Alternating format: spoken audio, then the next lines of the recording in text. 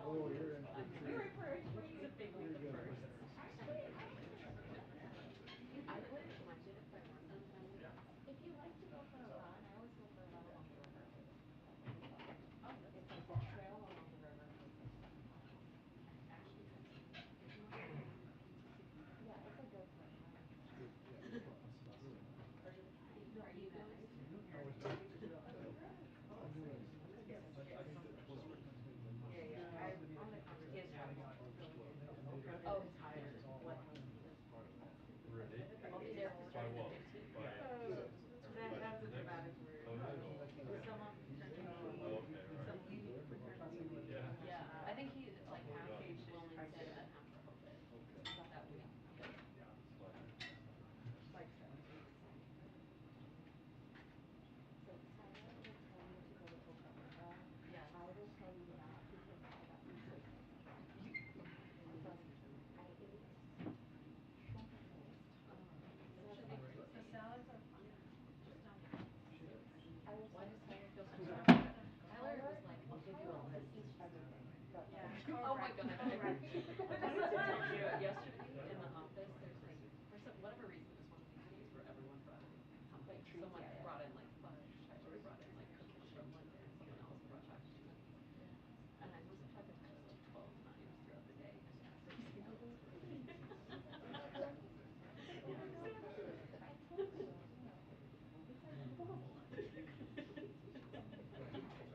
But he's tall. He's tall. He's really young. He's also I think he's like super right. But yeah, Tyler will tell you to go to Oklahoma. I think he'll tell you. I've gotten food poisoning a number of times, so I'm like, I'm gonna think about it. Actually mentioned this to somebody when I was doing the license. I did not leave. I have to do that part where yeah, we traded this. You made it easy. Yeah. You really needed to get that information out there. So I only tried to look at it different so I don't know exactly where it is. Although I wasn't told that if I actually saw the price, and I like your dress. Oh, thank you. Yeah. Wait, then why does Tyler? I need to ask him about it tomorrow. I actually don't know.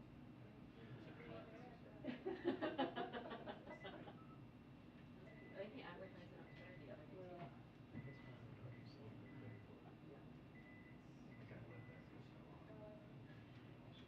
He's got strong feelings about the asylum seeker.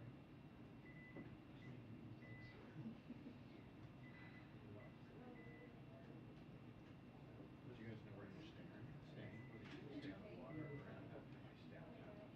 I don't know yet.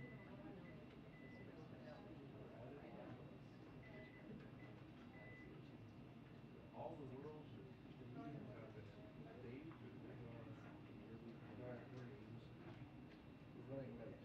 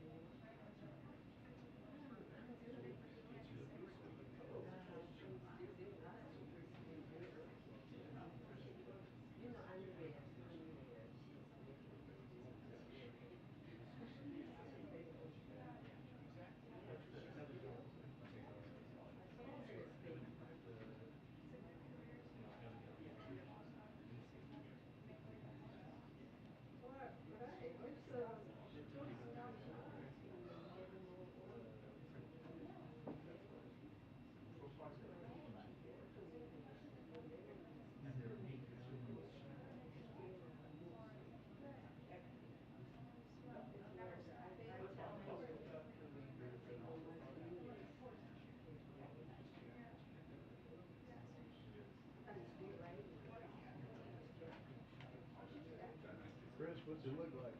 They're getting like. Thank you. Thank you.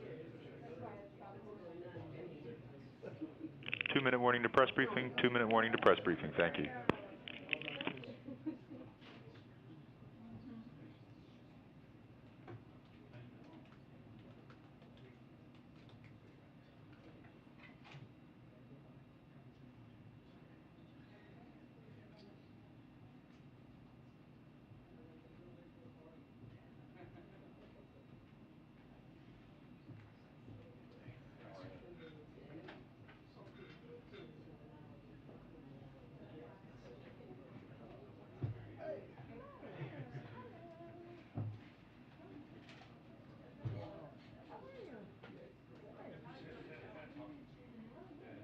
Jean-pierre, talk about why. Starting later. Yeah. All right.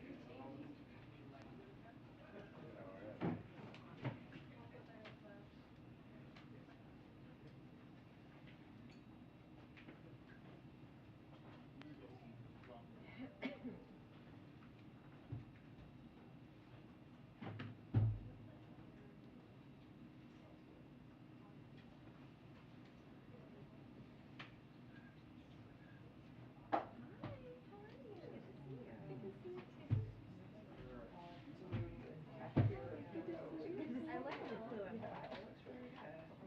Lanyard too. Oh, yeah. The last place we met. Nothing is. I've never even seen you in real life in years and years and years. Good to see you. Oh, you're doing great. You're so many amazing things. Do you get back to the force so much? Do you? Oh, that's what I challenge.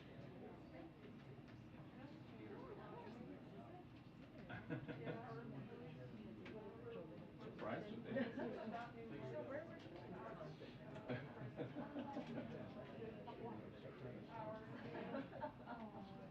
I used to, did you get it?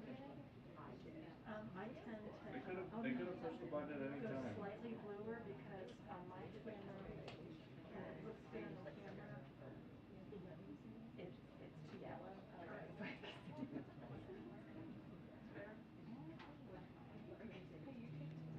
Yeah.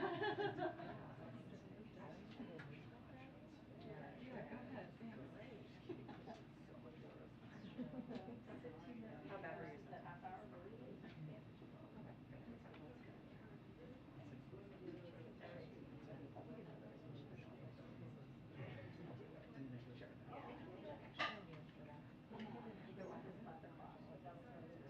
Right. Exactly. But regularly.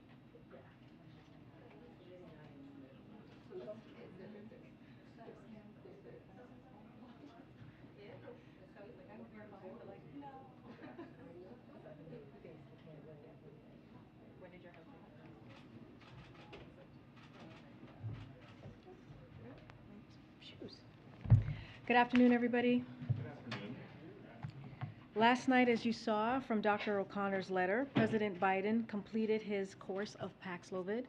His symptoms are almost completely resolved, and as you've seen today, he's had another busy day of working. All of his tests remain normal, and the president now feels well enough to resume his physical exercise regimen.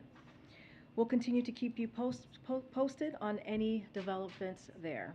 But today, with Chips for America moving ahead in the Senate and ahead of Q2 GDP on Thursday, we wanted to bring in Brian Deese, Director of National Economic Council, to answer your questions directly on all of the economic news of the day. And with that, Brian?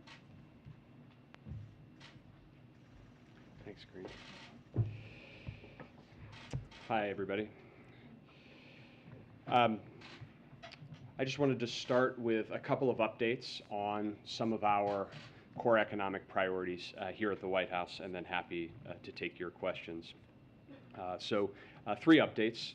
The first is on what has been a longstanding administration priority around attracting more investment into the United States, building more secure supply chains, and building more industrial strength here in America.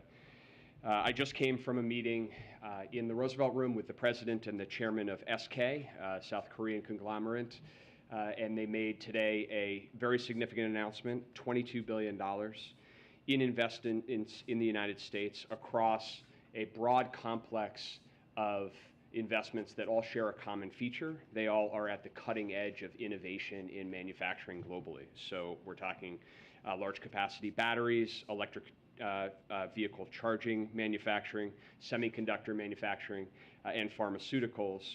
And the president noted this at top, but it was clear in the context of the meeting that SK's confidence and commitment in making this kind of long-term and very significant investment in the United States is a clear signal that the United States, along with its allies, is winning the technology competition for the 21st century. And of course, this comes in the context of a significant vote that the Senate took just earlier today in bipartisan fashion to move forward the Historic Chips for America Act. Some of you were with us yesterday, just yesterday, when we were meeting with CEOs and labor leaders to underscore the economic and national security significance of this piece of legislation, and we are hopeful that we can get that piece of legislation to the President's desk here without delay. And I think you connect these things together, what you see is a really historic resurgence in American manufacturing and American innovation. I would note that over the past 18 months, we've seen the economy create 613,000 jobs just in manufacturing alone. That's the strongest growth in manufacturing in 3 decades.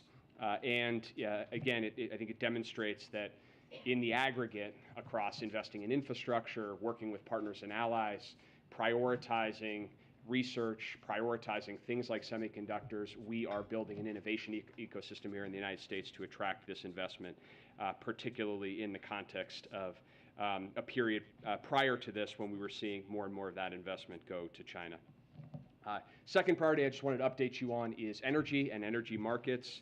I hope that you are all aware and have seen the progress that we're making on gas prices coming down here in the United States. But as you've heard the President say, and certainly our team's focus is to keep up on the key policy priorities that are helping to stabilize markets even in the face of global uncertainty and a globally uncertain energy market. And so I would just note today, again, 2 pieces of news. The first is that the Department of Energy published its next notice of sale for release of oil from the Strategic Petroleum Reserve. These releases have really proved critical over the last several months. When I think I was here initially and announced that the President had directed the goal of releasing 1 million barrels a day. A lot of the questions that you and others had was whether this was even feasible, whether it was actually feasible to sustain putting 1 million barrels a day onto the market consistently. We've now demonstrated that that is the case, and a new analysis out from the Treasury Department today underscores the significance that that collective release from the United States and our allies has reduced gas prices by about 40 cents a gallon compared to where we would be had the President not directed that action and worked with our international partners. The second is the administration, the Department of Energy, is proposing a new rule today that would allow DOE to enter into forward contracts to purchase oil from the Strategic Petroleum Reserve in the future at a fixed set price. This sounds a little wonky, but bear with me. It's actually quite important. What it means is that producers, oil producers, have more certainty about future demand for their product because the Department of Energy, having released significant oil onto the market, is now going to be a significant purchaser of oil into the future. So with this rule in place, they will be able to enter into fixed contracts to buy at a set price. And what that does is it provides oil producers more certainty and more incentive to produce in the near term if they know that they're going to get paid at a fixed price at a future date. I would note that those purchases are not going to happen until well in the future, and because of the shape of the futures curve in oil, we can actually purchase more oil, replenish the SPR, strengthen that national asset without competing for demand for barrels in the near term. So that rule was proposed today, and the Department of Energy will be working to finalize that and then work with the industry to enter into these fixed price contracts for repurchase. The third priority is in context around what we have discussed with you all around our economic goal of transitioning from a historically strong recovery into a period of more stable and steady growth. We are in that period of transition right now. I think it's the analogy is to running legs of a race where we ran the first leg of this race at an extraordinarily fast clip. That has served us well in terms of positioning us in a stronger position than virtually any other country in the world. And now we are seeing growth slowing, which is what we should expect, or we would expect. But as we look across the economy today, what we and other outside analysts identify is that consumer spending remains solid, household balance sheets remain largely in good shape.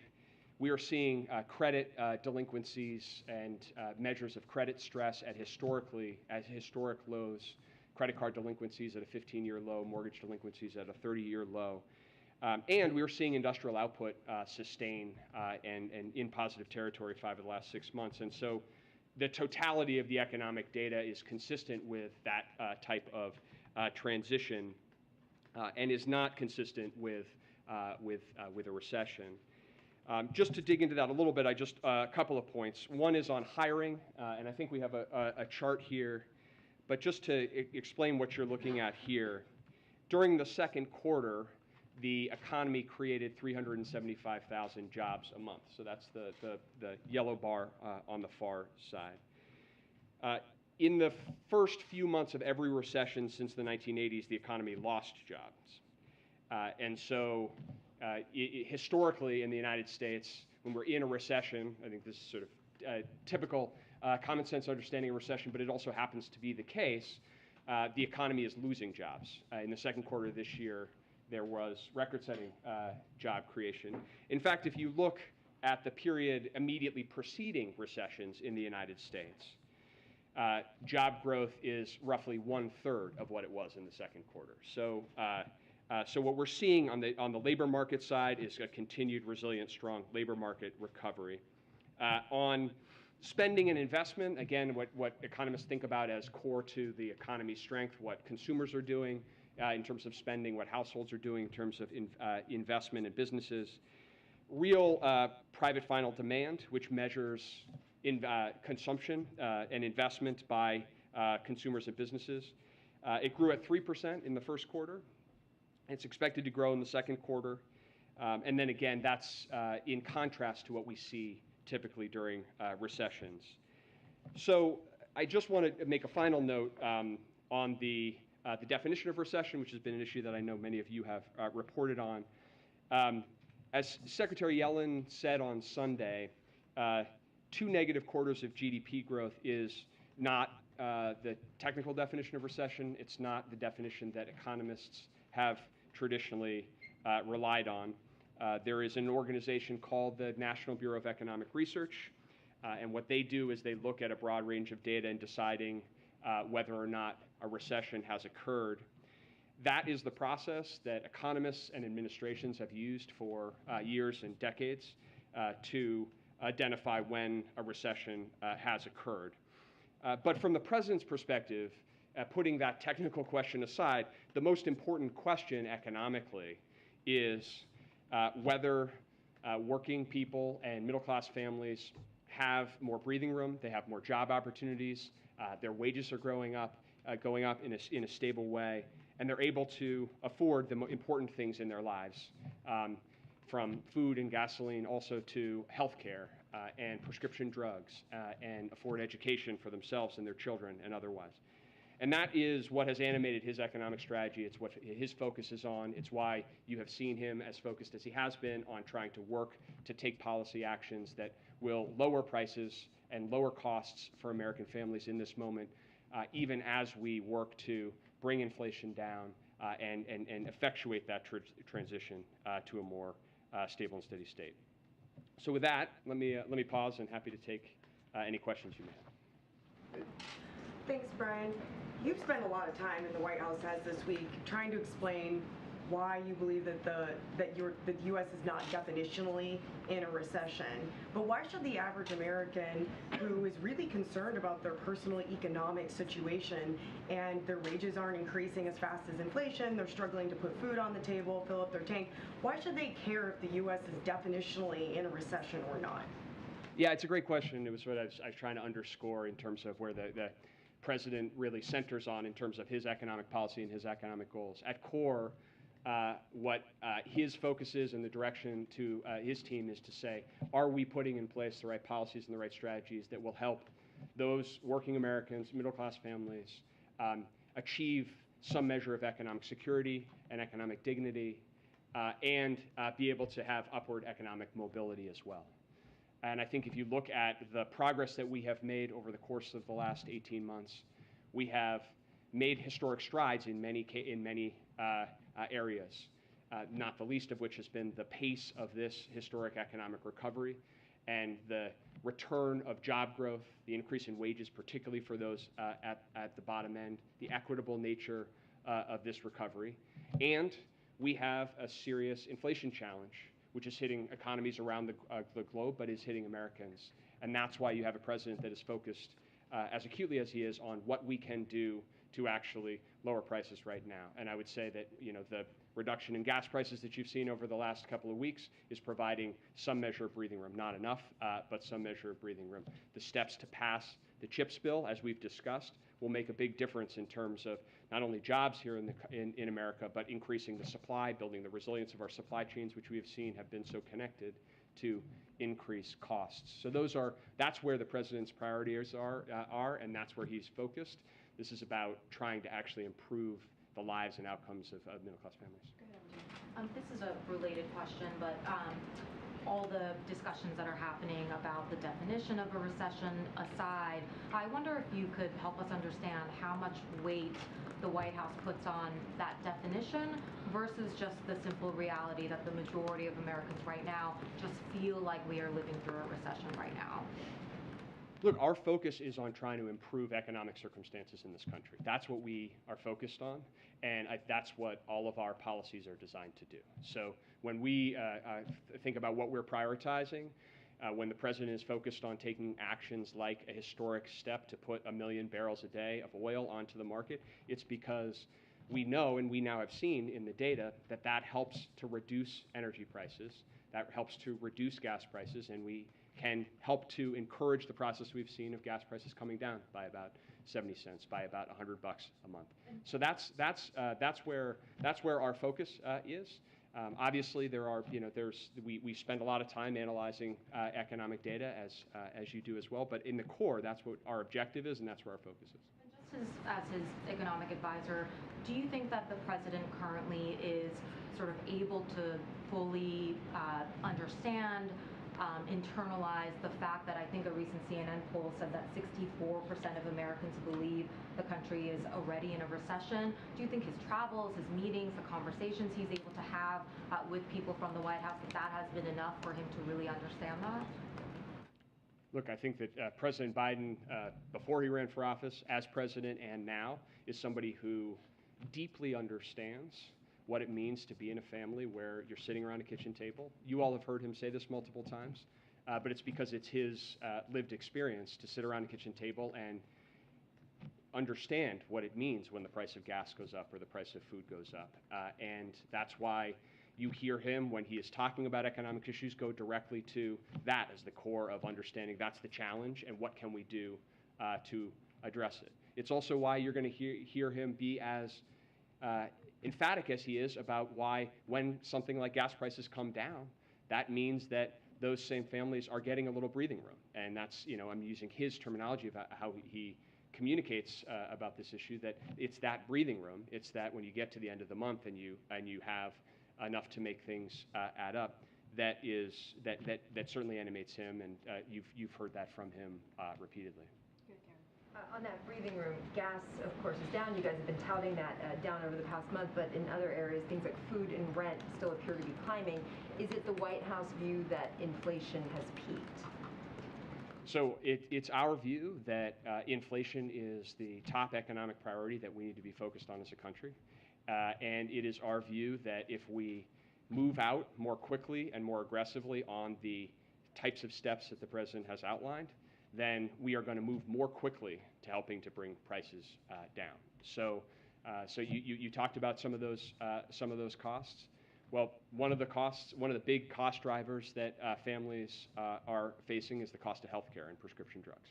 And we have an opportunity, and the President has been fighting for some time, to finally do something to reform prescription drug pricing, to bring down the cost for seniors, for families, for people with chronic conditions, and also bring down the cost of the federal government and reduce the deficit in a way that would be complementary to the Fed's policies. So that's our view, and that's why we're putting the priority that we are on getting more progress on these policies. Brian, the president's economic advisors were telling us last year that inflation was going to be temporary. That's not true. Now the president's economic advisors are saying there's not going to be a recession. Are you sure? Well, let me just say this. We look at a range of data, we assess that data, and we lay it out for ourselves and for the president. But you don't have to take our word on this. But the president does. On the question, but we also look at what outside analysts are doing. We look at every type of analysis that you could imagine. But let me just highlight. So, Citigroup. Little of the data that I see tells me that the U.S. is on the cusp of a recession. Morgan Stanley, with strong job growth and continued robust final domestic demand and consumption, this economy really does not look particularly recessionary. JP Morgan, it is inconceivable for a labor market that has generated close to 500,000 jobs average monthly gains for the past 6 months to be in a recession. So we analyze the data, we look at the data, we understand the significant uncertainties that exist in the global economy, including issues of war, including issues of supply chains. But we also look at what other analysts and outside observers are, and certainly that's something that I know you and your outlets do as well. Yeah, so Brian, I wonder if you look back at the rescue plan last year, the COVID relief plan last year, do you have any regrets, or do you thought it was a mistake not to have structured like the child tax credit to last longer? I mean, there's a run out. A lot of families are still struggling today. I mean, you look back at that, wish you'd done differently? So I think that if you look at where we are economically right now, one of the most striking features is the resilience of our economic recovery, the resilience of consumers and households and our businesses through a period of what were significant and unanticipated shocks. Shocks with waves of COVID, successive waves of COVID, a war in Ukraine. And when you look at the resilience of our economy, a lot of it can be traced back to the strength, the unique strength of our labor market recovery. And so I think that we are in a better position as a result of the policies that we've taken and those policies that directly put us in a position to be more resilient. And certainly that is true if you look at it on a global basis. The child tax credit, I mean, would you have wanted that to have lasted longer than it has at this point? I mean, the economy is resilient, but a lot of families who benefited from that temporarily no longer have. Well, I think the president's made his policy views on that issue clear, and certainly there and in other areas, there are places where he has had longer term goals and priorities. But if you're asking but I think that you also have to look at where we are compared to not just where we could have been, but where other countries are globally. And if you do that, then I think what you see is that we are in a relatively stronger position. And that is due in no small part to what this president was able to actually get done legislatively, not just the American Rescue Plan, but also the infrastructure bill as well, which is continuing to help to drive investment here and also improve the investment climate. So we see more things like SK, a global company, deciding to invest across the United States as well. What sort of impact would relaxing the tariffs on China have on U.S. economic growth? Well, I think that that's an issue that, as you know, is under active consideration, and the president will make a determination on that question. I think you've heard that he has mentioned that he intends to have a conversation with President Xi of China here shortly, and so I will reserve on that issue, understanding the question that there are a number of different analyses of that question. You could rest assured that we are looking into and looking underneath and around all of them, and we'll come back to that issue when the President has more to say. So administration officials have said the level of hiring indicates the economy is not in a recession, but as you know, the jobs report relies on two separate surveys. We've seen gains in the establishment survey, but in the survey of households, the total number of jobs has actually dropped since March. So what is the administration's explanation for that discrepancy? Well, again, I would say that you point to the administration, certainly that is our view, but it's not our view in isolation, just to reinforce. I will not repeat myself, but in this case, Moody's, for example, job numbers are incongruous with fears that a recession is dead ahead. Pantheon Macroeconomics, the talk of the economy being a recession now is fanciful, given the jobs data that we are seeing. So that certainly is our view, but it's not our view alone.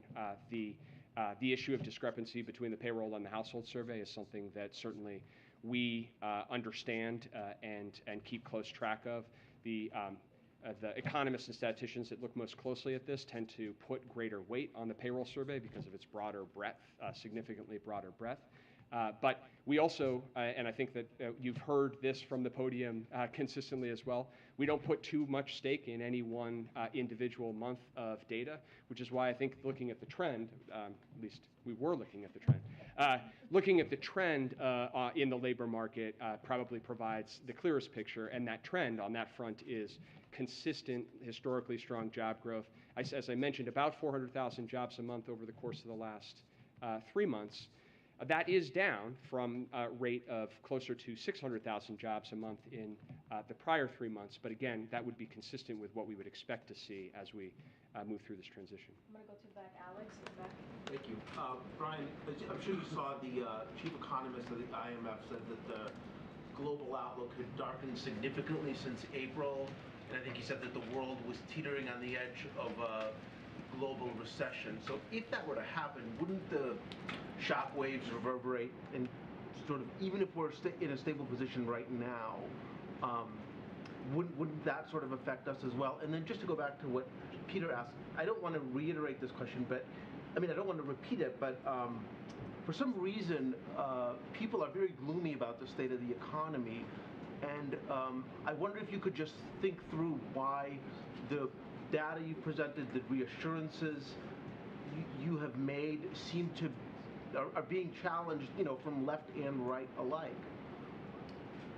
So on your first question, look, there's no question that the global economy right now faces a set of very serious historic challenges and real and elevated risks.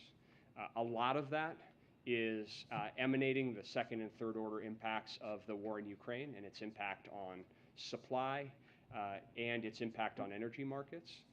But we're also still dealing with the impact of COVID, which is affecting different parts of the world. And we know, having lived through this pandemic, that our supply chains are not yet resilient enough to be unaffected by those shocks as well. So those risks in the global context are real, and it's part of why you see the president putting the priority that he has on working to maintain a strong, unified global coalition on things like the war in Ukraine, working proactively on issues like a price cap on Russian oil to try to get ahead of future challenges in the market, working diplomatically around issues of food security, and trying to do what we can to address the very serious challenges of food security internationally. And certainly we are attentive to those risks internationally and the impact they have on the U.S. economy. I think the thing that I would say in the face of those real risks is that the United States is in a stronger position to actually train our focus on tackling inflation than virtually any other country.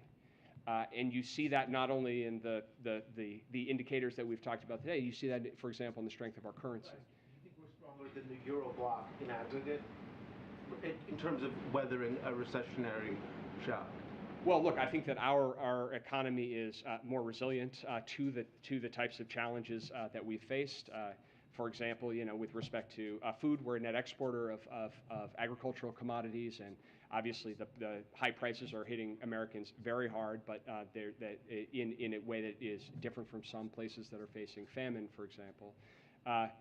But I think if you look at the sort of core elements of economic resilience, the United States is better positioned, which is not to suggest, and I think it goes to the second point, the challenges that American families are facing and the concerns that they have about the cost of food, the cost of gas, the challenges of supply chains that are still not fixed so that things don't work the way that they always have.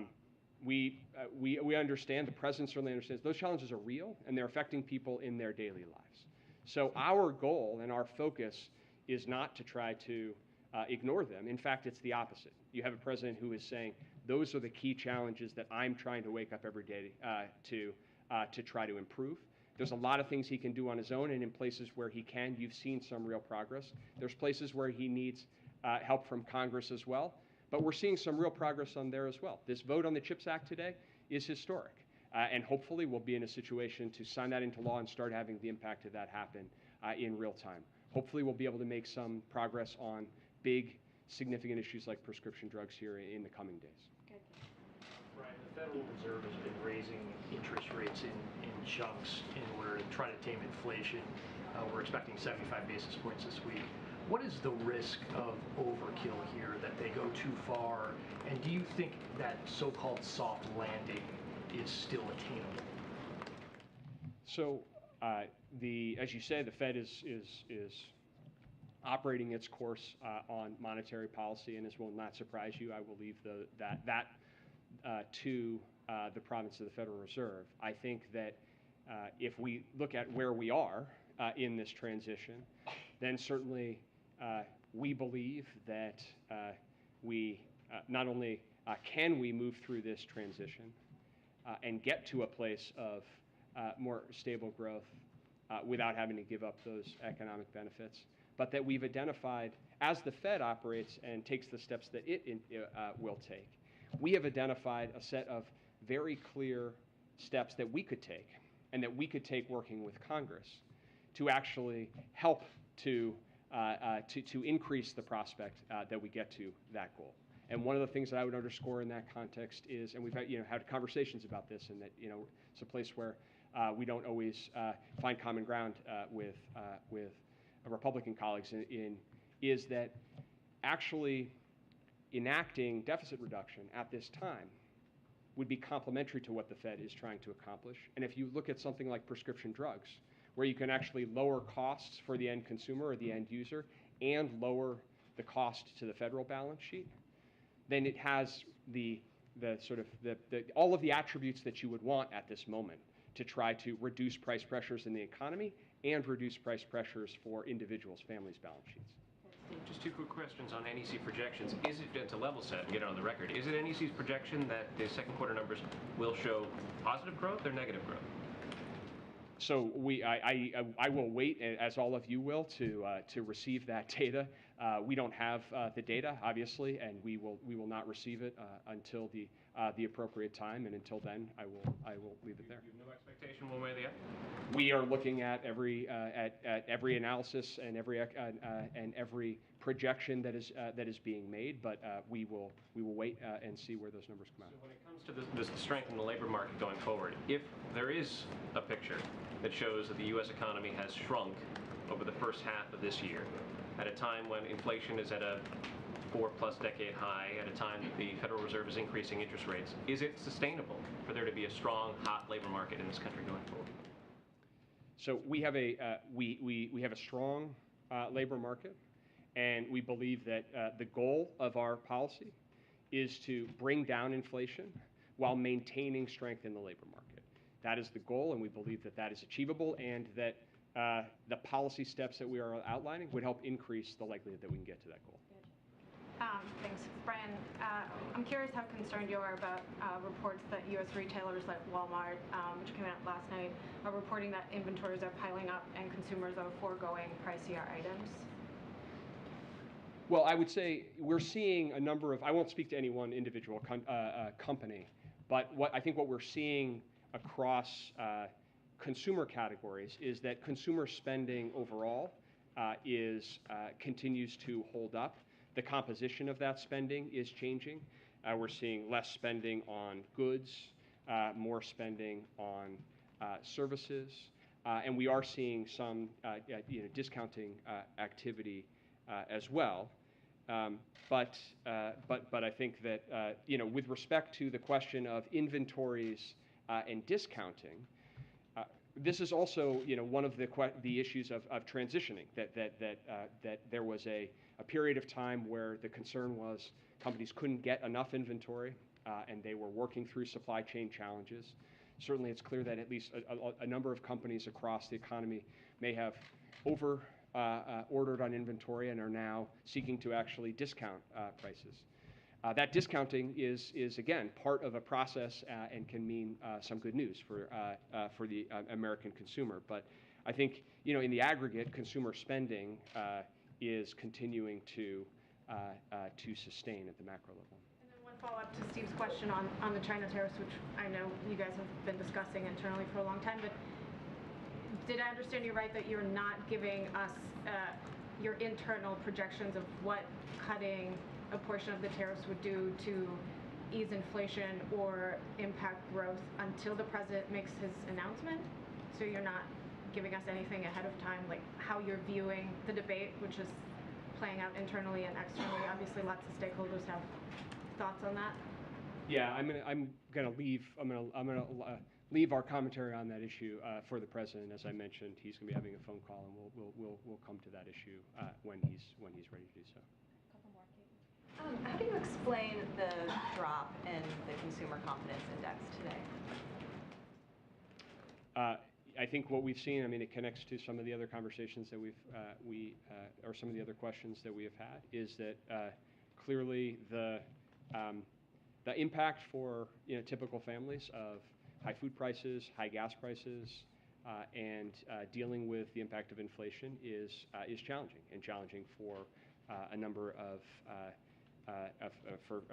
families across the country. And so we see that reflected in surveys and sentiment, and that is one of the reasons why we are as motivated as we are to try to do everything that we can to bring prices down, even as we see that there is a divergence in the economy right now between sentiment and spending behavior. We are motivated to try to bring prices down exactly because it's hitting families, and so it's also why you saw in the University of Michigan sentiment a little bit as well. Bringing gas prices down is an important part of trying to bring some relief economically and also in terms of consumers' outlook. Sorry, just one quick question, because you mentioned the CHIPS bill. For people watching at home, can you give a brief description of how exactly they will see prices fall because of the passage of that bill? Sure.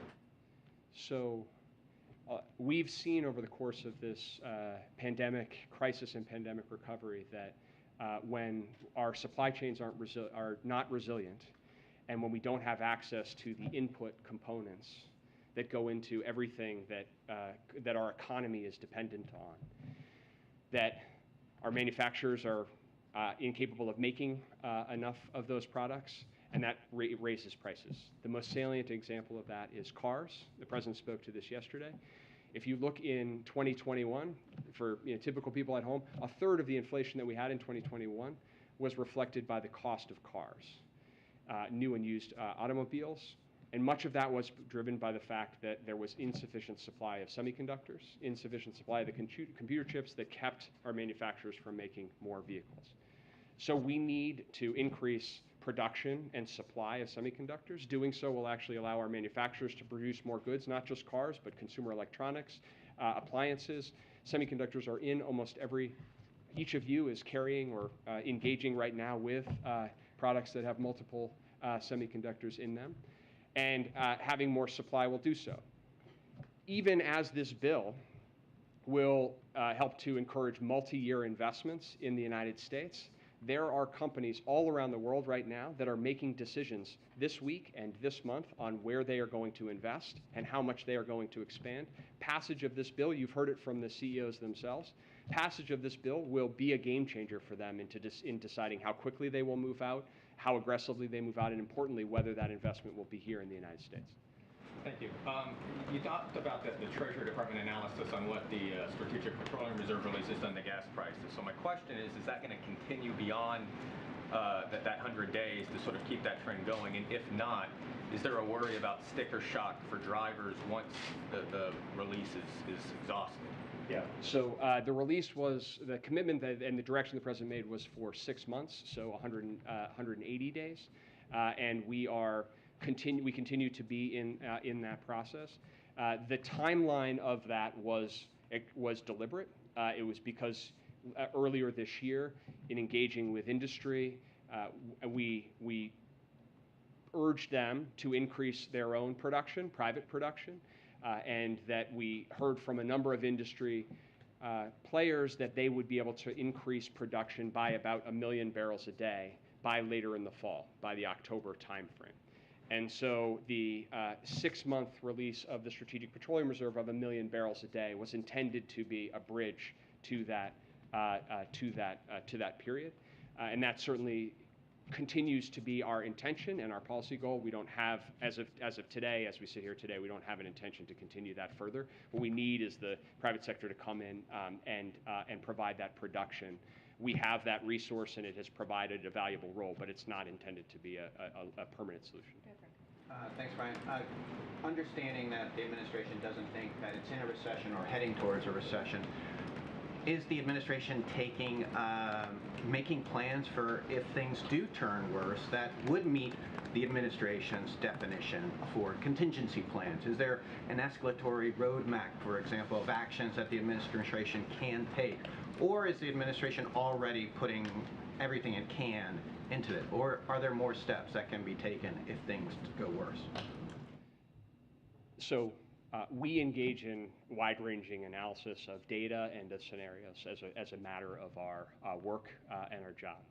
But our focus is actually on policies that will improve the prospects of us moving forward and bringing prices down without giving up the economic gains that we've made. So our focus and our priority right now is on a set of very important steps that we can make progress on, as I've mentioned, around chips, but also around prescription drugs, around providing some degree of deficit reduction, reducing utility bills, maintaining progress toward lower cost sources of energy, even as we take on the issues that we must with respect to climate change.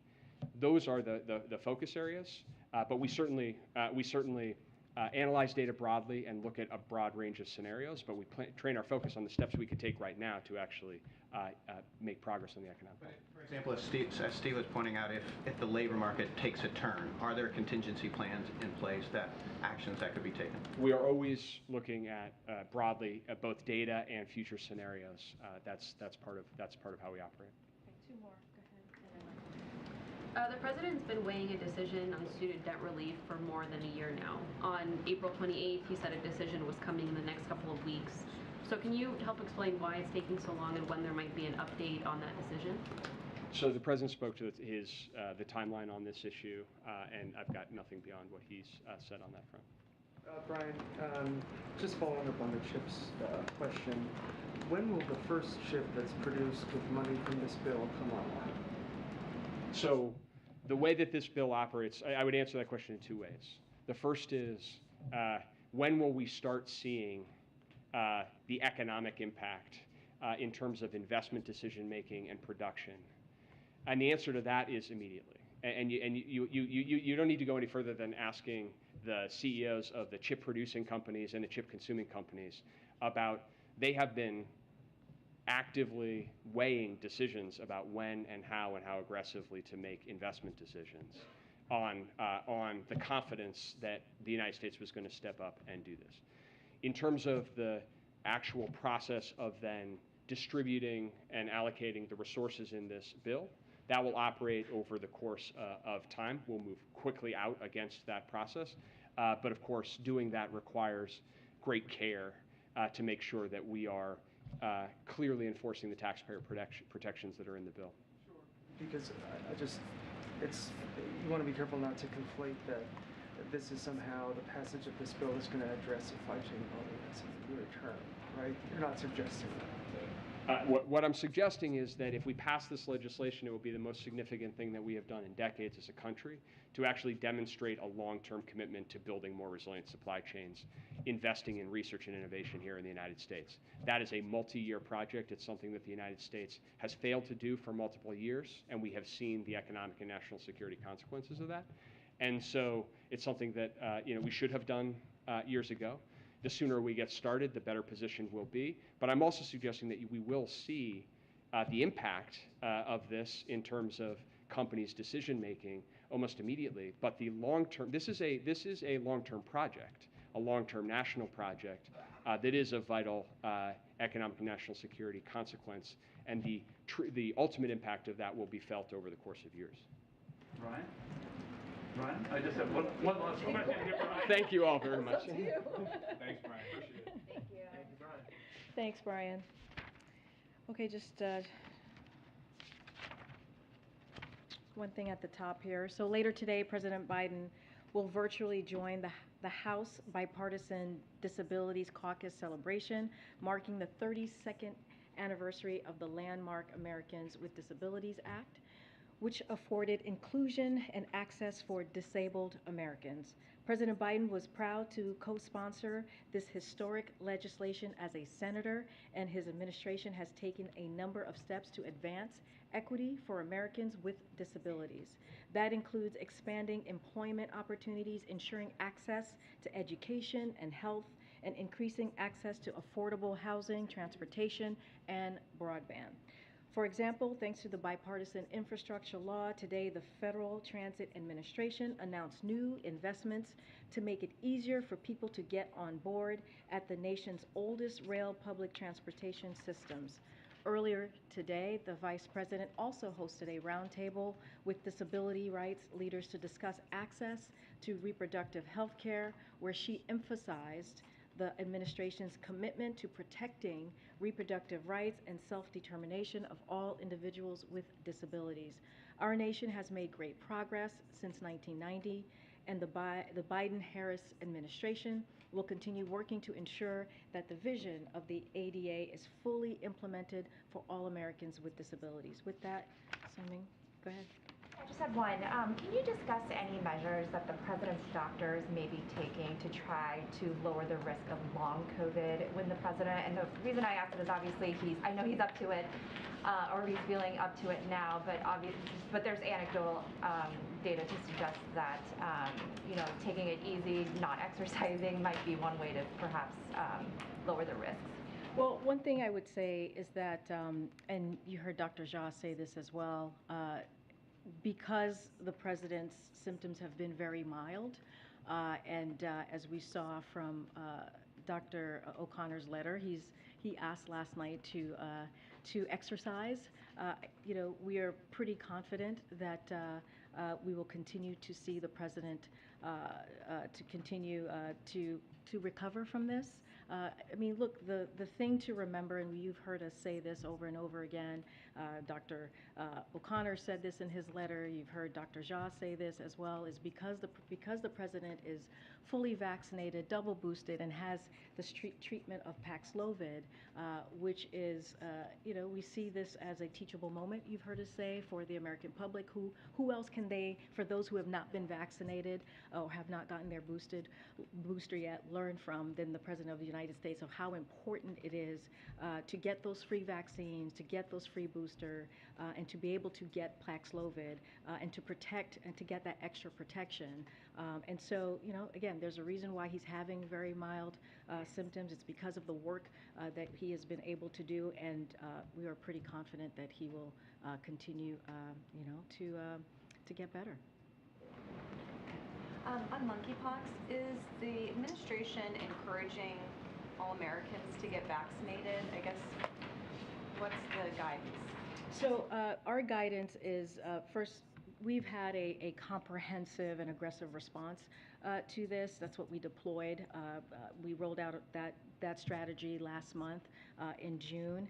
And so once we realized that it was what was happening, the cases that we were seeing, there were more than 300,000 vaccines across the country in a matter of weeks, and we quickly ordered the production of 5 million more vaccine when we saw that the virus was starting to spread. What we are telling people is to make sure that, HHS has also made available testing, which is really important in this process. But we are also telling folks that if you have concerns or if you want to know what your personal protocol should be, that you should go to your provider, your medical provider, have that conversation with your medical provider, or also reach out to the local health agency in your state or city. Just saying everybody should get vaccinated. It's go to your doctor and talk about it. I mean, the best person or place to go to is your medical provider and have that conversation to see if it is if it is beneficial to you to get vaccinated. And then is the White House going to appoint a monkeypox coordinator similar to Dr. Zha's position? No, understand the question. I don't have any personal announcement to make at this time. Just a quick follow-up on the president's COVID status. So since today is day 5 of isolation, and I know that the White House would like him to first test negative, will he presumably take a test tomorrow and then you'll assess from there? Do you have a plan yet? So that's up to the president's physician. We're going to continue to be transparent and share the president's physician's detailed note of his examination of him and how the president's going to do. We'll have that for all of you tomorrow. We will, when he gets tested, we will be transparent about that and share that with you. And then just two separate questions.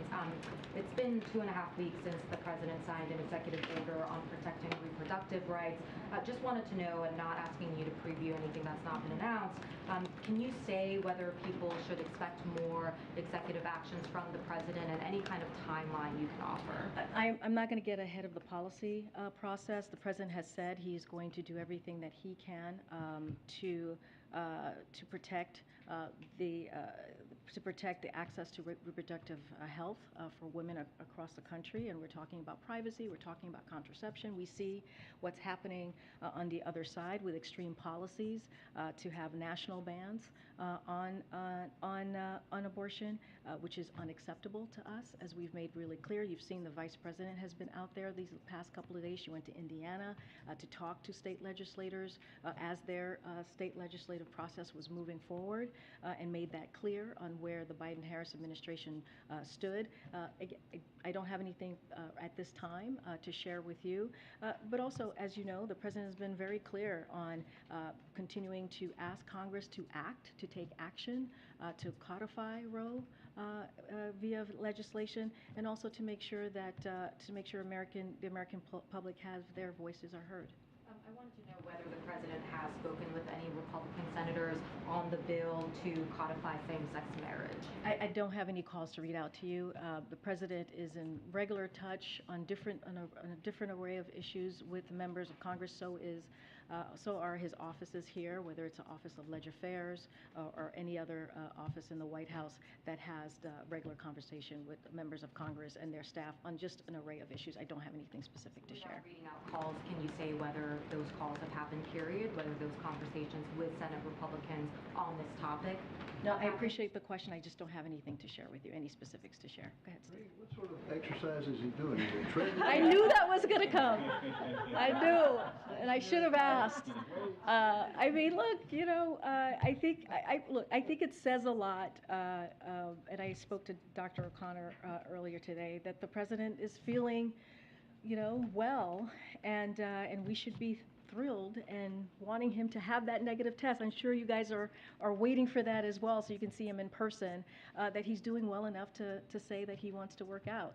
I think it's been reported in the past that he likes to do weights and he likes to be, do the treadmills. I don't think I'm sharing anything confidential here, but yeah, I think it brought a smile to my face when I saw that he wants to work out. And secondly, what are the implications of Russia's apparent decision to withdraw from the support from the International Space Station?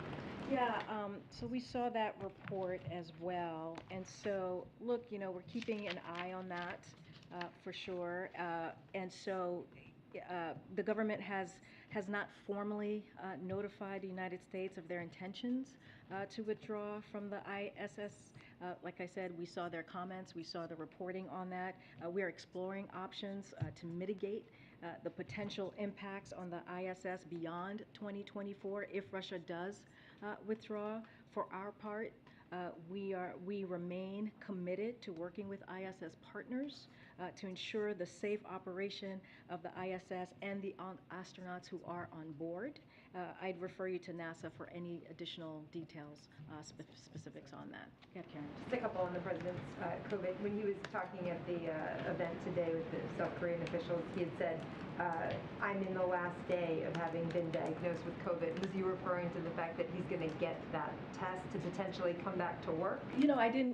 I actually didn't even hear that statement. My assumption is, he's been isolating. This is, I believe, the 5th day of isolation. Maybe that's what he was speaking to. I didn't hear him say that. I would have to ask him directly myself. I know when I had COVID, I was ready. When I was ready to go, you feel like you're just like, oh my gosh, how can I bust out of here and really get out there and see the people? So I'm sure that he's excited he's excited. I know I said this yesterday, but it's true. He's excited to see all of us and be in person and be out there with the American public again. And so I'm sure that's what he's looking forward to. And just to get a follow-up from yesterday when I asked you about the potential of how you guys would be testing for the rebound cases, is there any clarity on when he does get that negative test of what the cadence would look like going forward on the monitoring of the Paxlovid rebound? No, that's a great question. I would have to get back to you on that. We haven't had a chance to get kind of that protocol and what that looks like. Again, we're going to continue to be transparent here. We're going to continue to share the doctor's notes with you and his detailed information on how the president is doing. And so, we're just going to make sure that you all have the information that you all need on that. Gotcha. Thanks. Let me try one more time on the What, the Taiwan. exercise, the weights? No, actually, I don't know. if you want to give us details on that, that's fine. So I know you guys want to say that the Pelosi visit is a hypothetical, but the speaker hasn't denied that she had plans to go. So I think we're sort of past the fact that it is a hypothetical, and it's now also a real issue because lawmakers are speaking out, supporting her from both parties, saying, Pelosi not going to Taiwan would hand a victory to China from McConnell, and Menendez said if we can allow the Chinese to dictate who can visit Taiwan and who cannot, then we already ceded Taiwan to the Chinese. So at the very least, is there something the White House can say in response to those lawmakers having very strong thoughts about what it would mean for the Speaker of the House to pull down her trip? I'm going to let the lawmakers speak for themselves. As I speak for the President and the White House, we are just not going to get ahead or an announcement that actually has not happened yet on her travel. What we will say is, as we normally do with any members of Congress who travel abroad, who travel internationally, we provide information, whether it's national security or geopolitical information on what's happening around the world. It doesn't matter if it's Taiwan, it doesn't matter where they go. And so that is what we're going to continue to do. I'm just not going to get ahead of the Speaker. I'm sure none of us want to get ahead of the Speaker in general, but let her speak to her own travels on her own. You can't say whether the president personally would support this trip, even in a hypothetical. I mean, he said very strong things about supporting Taiwan, even militarily, and of course that was not walked back. But whether the president, personally would be in favor of such a trip or against it. I have not spoken to him personally. You've heard him. I think maybe someone on your team asked him a week ago, last Wednesday, about this particularly, specifically about the Speaker's travel. I'm not going to go beyond what he said. He only talked about military sanctions, not what he. Well, I'm just saying that I'm just not going to go beyond what he said. And again, the trip has not been announced, or if there is a trip, not a trip, I'm just not going to get ahead of her own announcement. Okay, can I get one more on the maybe student loan forgiveness? Totally different topic. The president obviously has been weighing his decision for a long time, and I'm curious. is there anything more you can say on why it's taken so long and whether rising prices has played a role in the fact that you guys are still internally delivering? No, I mean, look, the president understands firsthand how burdensome this could be for many Americans just across the country. That's why when it comes to loan debt, that's why he took the action that he did when it came to pausing repayment. And so, you know, he made sure that that was something that he took action on when he first got into the administration, and then took action on it again, as you all know. But as far as the loan cancellation, look, he understands again what this means for families, how burdensome this could be. I just don't have anything more to share. And he said himself by the end of August, so that's right around the corner. That's pretty soon. I have no idea what day it is today because we're always so busy here.